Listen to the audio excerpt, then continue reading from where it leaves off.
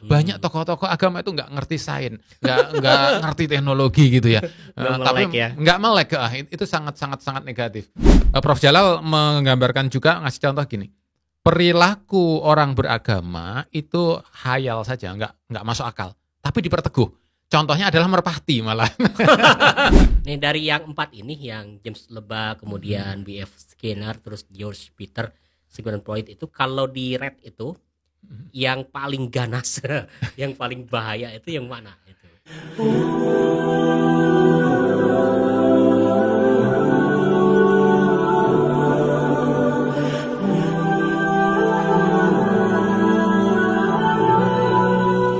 Bismillahirrahmanirrahim. Assalamualaikum ya Rasulullah. Assalamualaikum warahmatullahi wabarakatuh. Alhamdulillahirabbil alamin. Allahumma shalli ala sayyidina Muhammad wa ala ali sayyidina Muhammad. Bapak dan Ibu serta kawan-kawan yang menyimak Mishkat TV, hari ini kita akan melanjutkan kembali ngaji kita, yaitu kajian futuristik pemikiran Kang Jalal dengan acuan pada buku Psikologi Agama, sebuah pengantar, dan kita bersama yang sudah biasa mengkaji kita ini. Bersama kita adalah Paman Apik ya. Sehat Paman Apik? Alhamdulillah sehat. Apa kabar Ustaz? Alhamdulillah. Paman Apik, kita sekarang masuk ke ini nih, bab 4 ya. Tapi di sini kita terkait dengan psikolog sekuler. Agama menurut para psikolog sekuler begitu. Nah, sebelum masuk ke pembahasan kita di sini, saya ingin Paman Apik mungkin bisa sedikit men-spill ya, menyampaikan terkait itu, bisa kan makna sekuler di sini apa? Non politik atau non agama, atau bagaimana dalam konteks buku Kang Jalal ini? Dalam konteks buku Kang Jalal ini, sekulernya saya tangkap dimaknai sebagai yang memusuhi agama. Memusuhi agama. Yang non agama dan bahkan memusuhi. Ya, sementara sekuler sendiri kan sebenarnya artinya banyak ya. Banyak. Kita akan mengambil tokoh-tokoh besar ya. Yang paling terkenal Freud, kemudian nanti kita akan lihat Lebah, kemudian kita lihat Skinner, Vetter. Nah, 4 tokoh itu yang akan kita bahas ya. Mereka musuh-musuh agama. Agak serius kita ini. Oke, sebelum masuk pada tokoh-tokoh tersebut, yang membedakan pandangan psikolog sekuler dan non sekuler, atau yang pandangan psikolog agama mungkin ya. Agama yang psikolog mungkin. Pada era itu abad 19, abad 20 awal memang yang dominan ya malahan yang sekuler ya. Jadi kalau tidak nyebut agama, psikolog itu malah dimenangkan oleh Freud dan kawan-kawan. Psikoanalisis, behaviorism. Yang paling banyak itu. Jadi memang sekuler gitu ya. Sehingga kalau ada yang agama, misalkan Carl Jung, kemudian William James gitu, dan yang dibahas juga oleh Prof Jalal, nah itu justru kasus-kasus khusus yang luar biasa, yang spiritualitasnya tinggi, yang keagamannya tinggi. Nah, secara umum yang dominan psikoanalisis sekuler dan behaviorism yang juga sekuler. Kita sekarang masuk ke ini ya, agama menurut para psikolog sekuler. Di sini ada James Lebah, kemudian Skinner dan Vetter, kemudian terakhir Freud ya. Kalau James Lebah ini, dia kan memahami agama sebagai irasionalitas dan patologi. Wah, berat ya. Berat. Jadi gimana kita bahas musuh ya. James Lebah ini menganggap bahwa agama itu patologi, itu penyakit. Penyakit. Sebenarnya semua perilaku agama itu, kalau mau dijelaskan secara sains, secara psikologi itu bisa, secara fisiologi bisa. Jadi kita tidak memerlukan agama. Bahkan agama itu malah menghambat pengembangan ilmu pengetahuan. Menghambat ya gitu. Jadi misalkan ada yang pengalaman ketemu malaikat. Misalnya gitu ya. Kan ada kan orang yang aku ketemu malaikat, ngobrol terus dapat ilham apa gitu. Nah, kalau kata James Lebah ini, itu bisa kita atur secara psikologi. Jadi misalkan dikasih kisah-kisah tentang malaikat, dikasih kisah-kisah tentang ketemu malaikat. Kalau kamu nanti agak kaget, itu malaikat datang. Malaikat sehingga direkayasa, akhirnya dengan tindakan-tindakan tertentu, psikologi tertentu, dia merasa ketemu malaikat, ngobrol sama malaikat. Itu kata James Lebah. Jadi tidak ada yang spesial dari agama.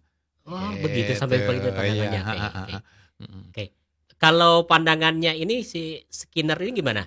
Kalau sebagai perilaku Skinner yang ya, diperteguh. Nah, kalau Skinner ini dia kan perilaku ya. Yang diperteguh ya, behaviorism dia. Jadi sebenarnya gini, Prof. Jalal menggambarkan juga, ngasih contoh gini. Perilaku orang beragama itu hayal saja, nggak masuk akal, tapi diperteguh. Contohnya adalah merpati malah. Gimana Prof. Jalal itu mengungkapkan ada eksperimen merpati di dalam kandang. Nah, dibiarin aja, di situ ada tombol. Ketika merpati itu lompat-lompat nyentuh tombol, dari tombol itu keluar jagung, makanan merpati. Nah, merpatinya seneng kan makan jagung. Kemudian dia main-main nggak sengaja nekan tombol itu, keluar jagung lagi. Nah, berarti dia diperteguh. Setiap menekan tombol, maka dia dapat makanan. Padahal nggak ada hubungannya kan tombol dengan makanan gitu. Jadi merpatinya akhirnya, aku kalau lapar nekan tombol saja. Orang juga gitu, orang agama itu setelah berdoa, setelah berdoa merasa nyaman. Setelah berdoa merasa nyaman. Bukan karena doanya itu nyaman, tapi karena setelah doa kok nyaman, itu karena doa kamu.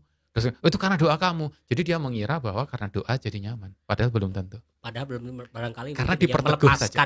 Melepaskan aja. Sesuatu yang sifatnya yang tersimpan dalam benak dan sebagainya. Ya. Kemudian diklaim sebagian dari implikasi dari doa. Iya gitu. Bahkan Prof. Jalal memberi cerita ada seorang ibu-ibu yang datang ke masjidnya Prof. Jalal. Kemudian pas sholat pertama di situ merasa tenang ya. Jadi diperteguh. Oh berarti masjidnya Prof. Jalal ini bisa memberikan ketenangan. Nah ibu itu datang lagi minggu depan sholat di situ merasa tenang lagi. Nah jadi itu hanya diperteguh saja. Belum tentu itu memberi ketenangan. Itu hanya irasional kalau kata si behaviorism Skinner ini. Skinner ya itu. Kalau yang George Peter. Nah.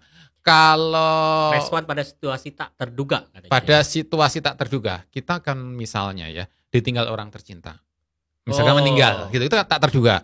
Atau terjadi kecelakaan, itu kan tak terduga. Kalau orang itu tidak punya agama, solusinya gimana? Kan bingung. Nah, agama itu memberi cara, ya berdoa. Nah, kan gitu. Jadi ketika misalkan kita ditinggal orang yang tercinta, pengalihan. Berdoa, ya pengalihan. Jadi di satu sisi pengalihan itu adalah membuat kita terhibur. Nah, di sisi lain, kalau kita doanya itu kita memang sangat menyentuh, dramatis, itu benar-benar menghibur kita. Tapi itu sebenarnya hayali juga, gitu. Itu hanya pengalihan saja, gitu. Nah, itu kalau menurut Vetter. Paman Apik, ini kayaknya perlu kita elaborasi sedikit nih terkait dengan Vetter ya. Tadi kita sudah bicara terkait Freud ya. Kita bicara tentang Vetter. Bagaimana pandangannya? Vetter ini melihat agama kan negatif banget. Negatif ya? Negatif banget. Yang pertama adalah Vetter menganggap bahwa pandangan tentang Tuhan itu naif banget itu. Naif banget. Kemudian agama itu menyebabkan peperangan yang sangat biadab. Perang antar agama gitu ya. Bahkan di dalam agama sendiri kadang-kadang terjadi penindasan. Gitu kan? Pihak yang berkuasa dengan yang lemah. Jadi sangat negatif. Keterbelakangan pengetahuan tokoh agama. Banyak tokoh-tokoh agama itu nggak ngerti sains, nggak ngerti teknologi gitu ya. Tapi nggak melek. Itu sangat negatif. Kegagalan iman menunjukkan konsistensi empiris. Jadi iman itu kepercayaan yang salah, itu salah, ini salah gitu. Dan penghamburan sumber daya. Jadi banyak tokoh-tokoh yang nggak ngerti sains, tokoh agama ya, yang nggak ngerti psikologi sehingga dia melakukan upacara, melakukan kegiatan, itu sangat merusak alam, menghambur-hamburkan energi. Seperti itu ya, gitu pandangannya. Itu risetnya Vetter ya. Coba cek lagi. Perilaku, tentang perilaku seperti apa? Ada dua jenis ya. Vetter ini menggolongkan dua jenis perilaku yang sangat penting. Yang pertama disebut sebagai perilaku entreaty. Seperti doa dan meditasi yang dipertahankan dalam rentang lama. Boleh jadi memberikan ketenangan. Jadi ketika umat beragama itu mengalami musibah, maka dia berdoa. Dan karena berdoa, ini kan kayak pengalihan yang sempat kita diskusikan tuh. Dan itu memberikan ketenangan. Nah itu sebenarnya bagi Vetter itu patologi, itu penyakit. Karena nggak menghadapi situasinya.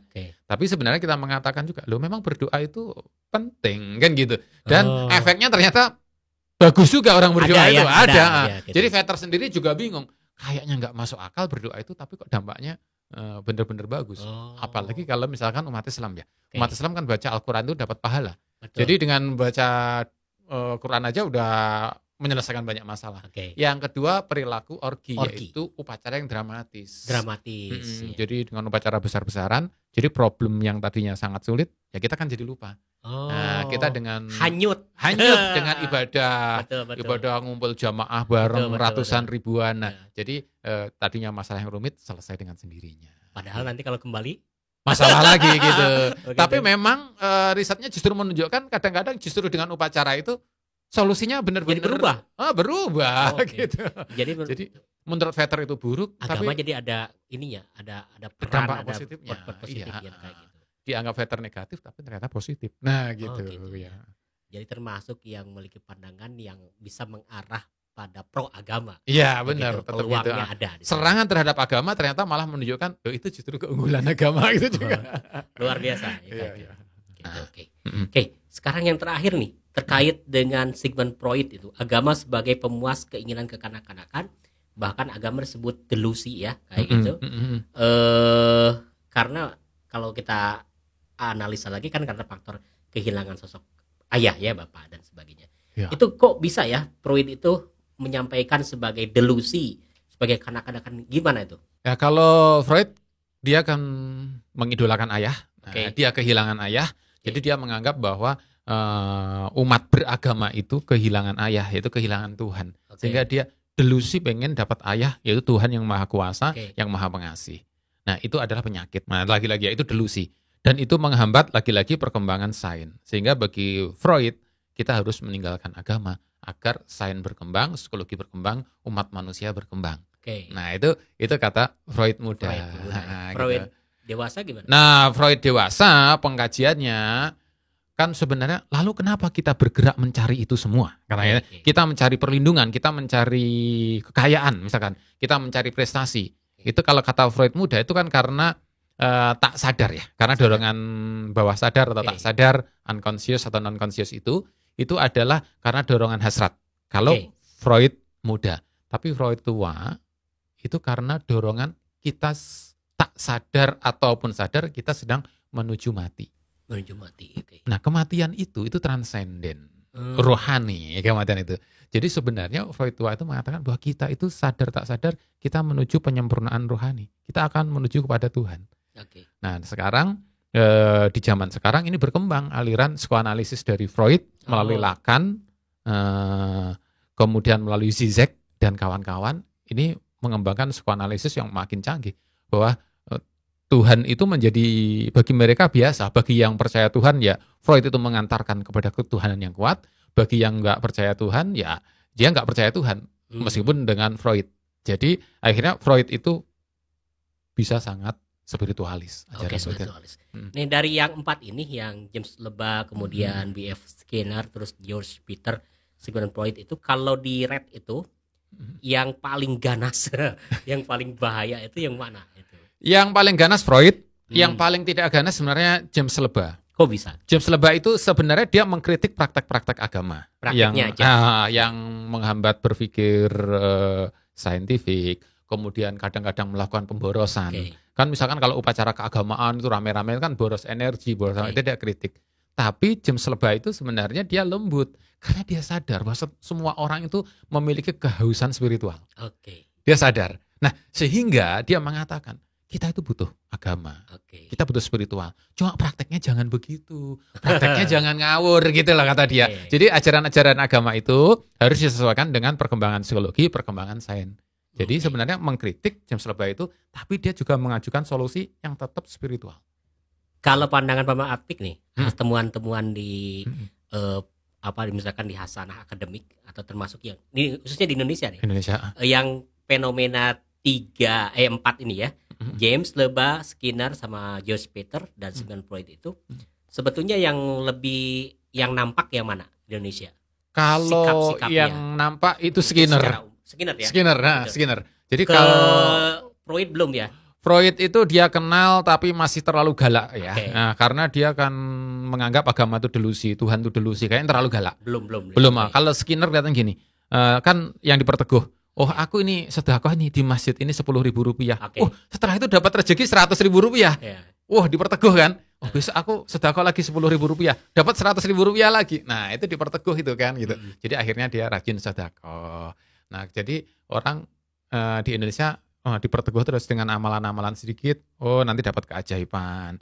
Oh aku bangun masjid itu nanti biar pahalanya 100 kali lipat. Itu kan diperteguh terus kan. Nah kalau menurut saya di Indonesia yang banyak yang diperteguh gitu. Yang diperteguh yang. Ya.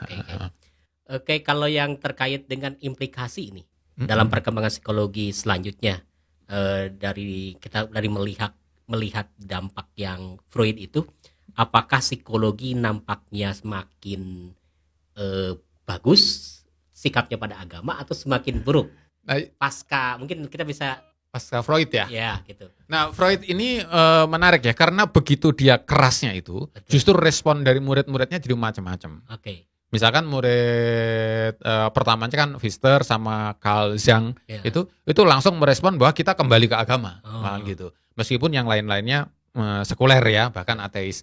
Dan sekarang di abad 21 ini saya bisa menunjukkan beberapa. Nah ini kemajuannya justru malah kembali kepada agama. Kalaupun Freud itu menyarankan untuk tinggalkan agama, tapi abad 21 ini malah kembali ke agama.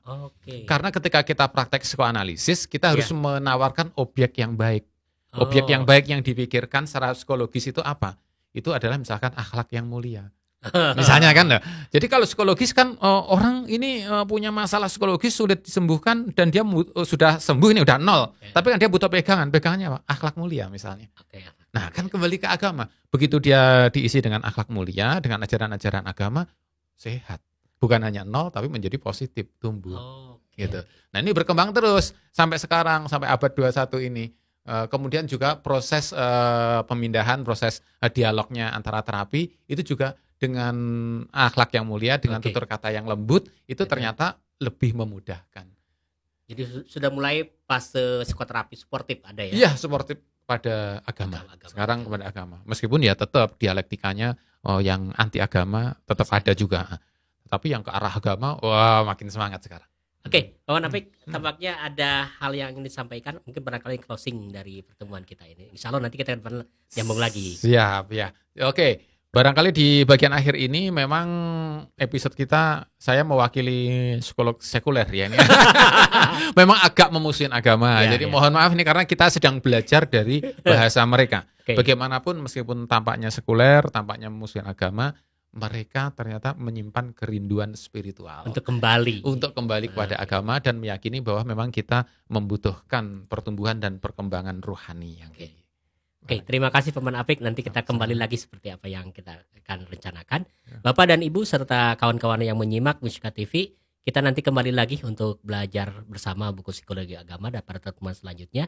Mari pertemuan kita akhiri dengan hamdalah dan salawat. Alhamdulillahirabbil alamin. Allahumma shalli ala sayyidina Muhammad wa ala ali sayyidina Muhammad. Wa ma taufiqi illa billah, alaihi tawakkaltu wa ilaihi unib. Assalamualaikum warahmatullahi wabarakatuh. Waalaikumsalam. Terima kasih Bapak Nafi. Terima kasih Kak Ustaz.